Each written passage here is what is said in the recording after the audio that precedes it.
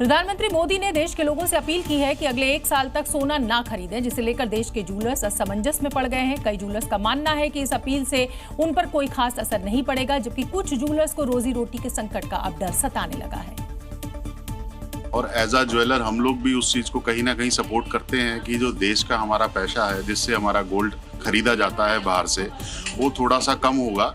हम लोगों से बल्कि यही बोलते हैं कि आप अपना देखें पुराना क्या सोना है, उसको कैसे हम लोग रिसाइकिल करके रीयूज करके हम उसको दोबारा से यूज कर सकते हैं। जूलर्स पे इससे कोई असर नहीं पड़ेगा, क्योंकि जूलर को तो बेसिकली क्या है कि एक रीमेकिंग करनी होती है, तो आदमी पुराना देगा अपना रीमेक कराए या नया ले, एक ही बात है।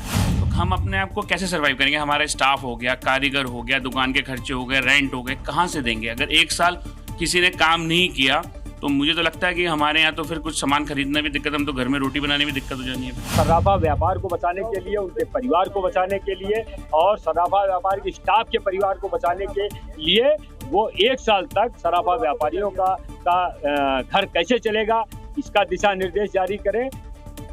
मिडिल ईस्ट में जारी तनातनी और ऊर्जा संकट की आशंकाओं के बीच पीएम मोदी ने देशवासियों से 7 संकल्प लेने की अपील क्या की कि देश में सियासत शुरू हो गई। राहुल गांधी प्रधानमंत्री के इस बचत की जो बात प्रधानमंत्री कह रहे हैं उसे नाकामी का सबूत पुकार रहे हैं, तो पूरा विपक्ष सर्वदलीय बैठक बुलाकर देश के आर्थिक हालात का सच बताने की चुनौती दे रहा है। तो कुल मिलाकर पीएम मोदी की अपील वर्सेस विपक्ष की क्या दलील है, वो आप इस रिपोर्ट में देखिए। जिसके बाद से सत्ता पक्ष और विपक्ष के बीच जुबानी जंग शुरू हो गई है। अब सियासी शोर मचा क्यों, पहले ये जानिए। पेट्रोल डीजल का उपयोग कम करना होगा। Work from home, online conferencing, हम सोने के गहने नहीं खरीदेंगे। लेकिन पीएम के इस बचत मंत्र के पीछे राहुल समेत पूरे विपक्ष को कोई बड़ा खतरा नजर आने लगा है। कहते थे ना, इनके लोग कहते थे पैनिक मत करिए, जब आपको पहलकदमी लेनी थी तो आप चुनाव में व्यस्त। They must call for a session of parliament. तो बीजेपी ने देशवासियों से राहुल को इग्नोर करने को कहा है।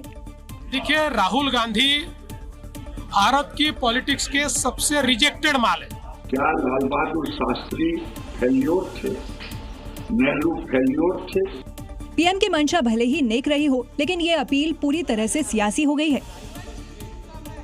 गोल्ड की खरीदारी को लेकर अपील करने के साथ साथ प्रधानमंत्री ने देशवासियों से पेट्रोल और डीजल की खपत कम करने की भी अपील की, और इसके लिए पीएम ने लोगों को ईंधन बचाने के कई सुझाव भी दिए। अब इस पर देश की जनता क्या समझ रही है, वो आपको सुनना चाहिए।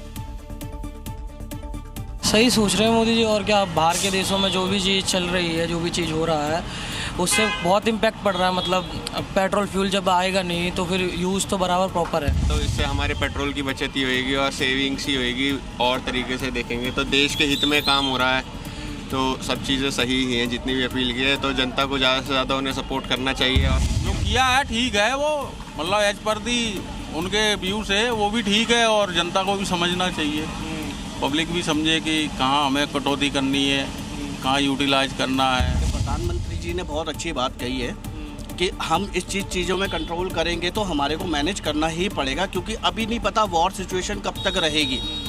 तो उसके लिए प्रिपेयर हमारे को, हम अभी से तैयारी करेंगे तब जाके हम आगे कर पाएंगे।